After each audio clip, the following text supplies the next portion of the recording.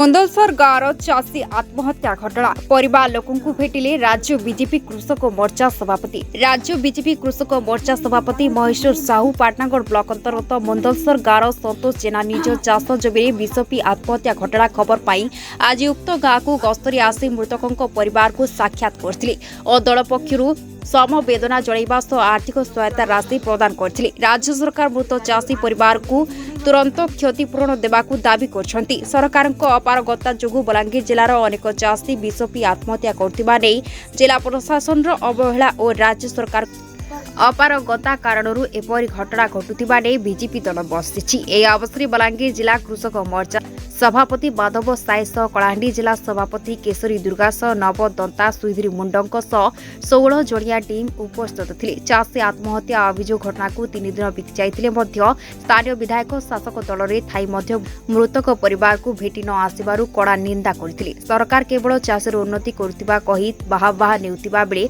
अन्यपटे चाषीर दुख ए सरकार सुनु नाही बोली राज्य सभापति कहिथिले। पाटनागढ़ पाटना समाचार।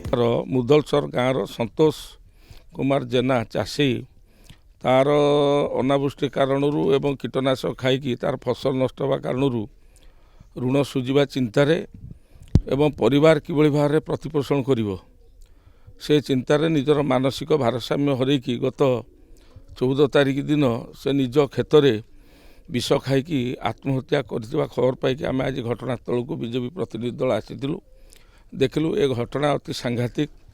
तार परिवार 2 पुओ पूरा दादन खटिया तमिलनाडु जाइछंती एवं से लक्षाधिक टंका ऋण करिकी 5 एकर जमी रे धान झुडंग मुग कपा एभली सब चाष करथिला। वर्षा नहबा कारण फसल पूरा कम होता एवं तापर जहाँ फसल भी थिला ताकू कीट मान खाईदे पोक खाईदेवा कारणरू तार फसल संपूर्ण नष्ट हो जाइथिला। से निज बिल को जो विष पकाइवाई जाइथिला कीट मारियापाई से विष खाई से निजे आत्महत्या करछि। अति चिंताजनक घटना। तार आत्महत्या करिवार 3 दिन बीती जाइथिले भी दुख परितापर विषय वर्तमान सुधा एठिकार स्थानीय विधायक जी अछंती बिजू जनता दल कहीं आसिकी पहुँची नाहांती तांको दुआरे मानविकता दृष्टिकोण भी आसी ना कि कौन से आर्थिक सहायता प्रदान करना। सरकारी ऑफिसर कौन सरकार को तरफ कौन से आर्थिक सहायता तांको प्रदान करा जाइने एको आमे निंदा करुचु।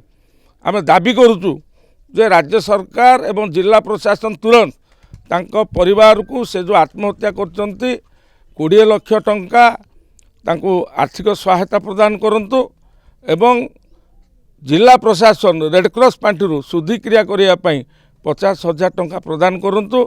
विधवा पत्नी की विधवा भत्ता दिंतु। जो 2 पुओ दादन खटिया जाइछंती से 2 पुओं को कर्म नियुक्ति दिंतु। ये हूँ आमर दाबी। ये दाबी पूरण न होले आगामी दिन में बीजेपी कृषक मोर्चा तरफ व्यापक भाव में कृषक आंदोलन करा जिवो।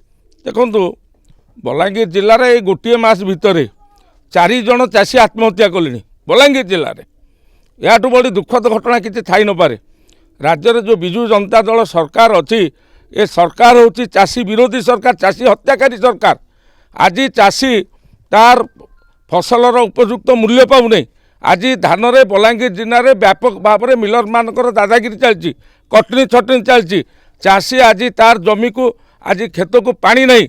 आज चाषी आज तार जो करज करुच्ची आज चाषी बाहर करज करुच्ची। सरकार डिंडिम पिटुचंती जे राज्य सरकार आमे बिना सुधरे कृषक मान को ऋण दौचु। देखला चाषी ऋण आज बाहर साहू महाजन आणुची। से सुझा चिंतार एवं परिवार प्रतिपोषण करने चिंतार चाषी आज आत्महत्या कर। बड़ी दुखद घटना किसी थाई न पारे।